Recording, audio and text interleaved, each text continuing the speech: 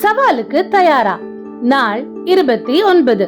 இன்றைய சவாலான செயலுக்கு ஆதாரமான வேத வசனம் மத்தேயு 7:11. ஆகையால் பொல்லாதவர்களாகிய நீங்கள் உங்கள் பிள்ளைகளுக்கு நல்ல ஈவுகளை கொடுக்க அறிந்திருக்கும் போது பரலோகத்தில் இருக்கிற உங்கள் பிதா தம்மிடத்தில் வேண்டிக் கொள்ளுகிறவர்களுக்கு நன்மையானவைகளை கொடுப்பது அதிக நிச்சயம் அல்லவா? ஆம், இன்றைய சவாலான செயல் இந்த வசனத்தை அடிப்படையாக கொண்டதுதான்.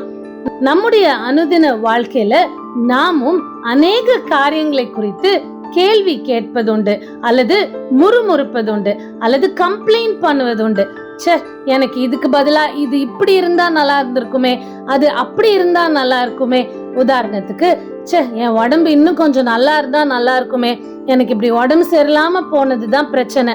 அல்லது என்னுடைய கணவர் இப்படி இருந்தா நல்லா இருக்குமே, என் மனைவி இப்படி இருந்தா நல்லா இருக்குமே, என் பிள்ளைங்க இப்படி இருந்தா நல்லா இருக்குமே. அப்படி நமக்கு இருக்கிற காரியங்களை குறித்து நம்ம நிறைவுள்ளவர்களா இல்லாம அநேக காரியங்களை குறித்து நான் இதை விட பெட்டர் டிசர்விங் தான், இதை விட அதிக நன்மை வருவதற்கு நான் தகுதியானவதான், ஆனா ஏன் ஆண்டவர் எனக்கு தரல, ஏன் நான் தகுதியான நன்மையை ஏன் என் வாழ்க்கையில எனக்கு தரல, என் வீடு இப்படி இருந்தா நல்லா இருந்திருக்கலாம், எனக்கு இப்படி ஒரு ஆசீர்வாதத்தை கொடுத்துருக்கலாம், அவங்களுக்கு இருக்கு இவங்களுக்கு இருக்கானா எனக்கு இல்லை. இப்படி பல கேள்விகள், பல முறுமுறுப்புகள், பல கம்ப்ளைண்ட்ஸ் நம்ம பண்ணுவது இயற்கை தான். ஆனா வேதம் சொல்லுகிறது, பொல்லாதவர்களாகிய நீங்களே உங்க பிள்ளைகளுக்கு நல்ல ஈவுகளை கொடுக்க அறிந்திருக்கும் போது பரலோகத்தில் இருக்கிற உங்க பிதா நன்மையானது கொடுக்கிறது எவ்வளவு நிச்சயம்னு.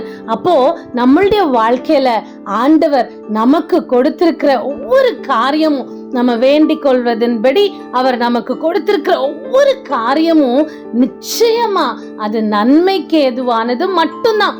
ஒருவேளை ஆண்டவர் சொல்லியிருக்கார்ல, நான் உன்மேல் வைத்திருக்கிற நினைவுகள் நன்மைக்கானவை, அது தீமைக்கானது அல்லவே அல்ல. ஒருவேளை நமக்கு அது புரியாம இருக்கிறனாலதான் நம்ம கேள்வி கேட்கிறோம், கம்ப்ளைண்ட் பண்றோம்.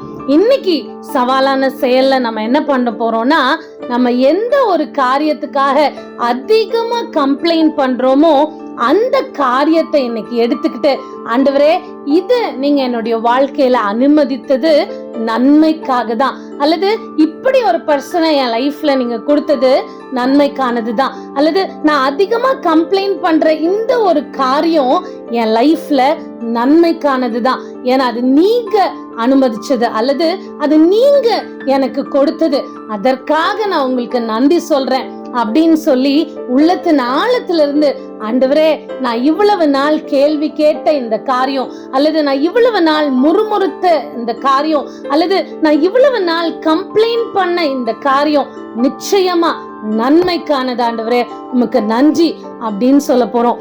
ஒருவேளை அது ஏதாவது ஒரு உறவை பத்தி நம்ம கம்ப்ளைண்ட் பண்ணிட்டு இருந்தோம் அப்படின்னா, ஆண்டவரே நீங்க எனக்கு கொடுத்த இந்த உறவு எனக்கு பெஸ்டா கொடுத்துருக்கீங்க, அதற்காக உமக்கு நன்றி அப்படின்னு சொல்ல போறோம். ஒருவேளை கஷ்டங்கள் இருக்கலாம், வருத்தங்கள் இருக்கலாம், நான் இதை விட பெட்டரா டிசர்வ் பண்றேன்னு கூட நம்ம நினைக்கலாம்.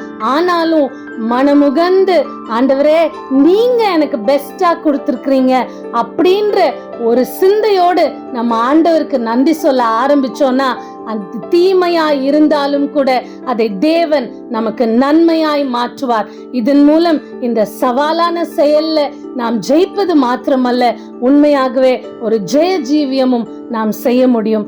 தேவன் நமக்கு உதவி செய்வாராக. ஆமேன்.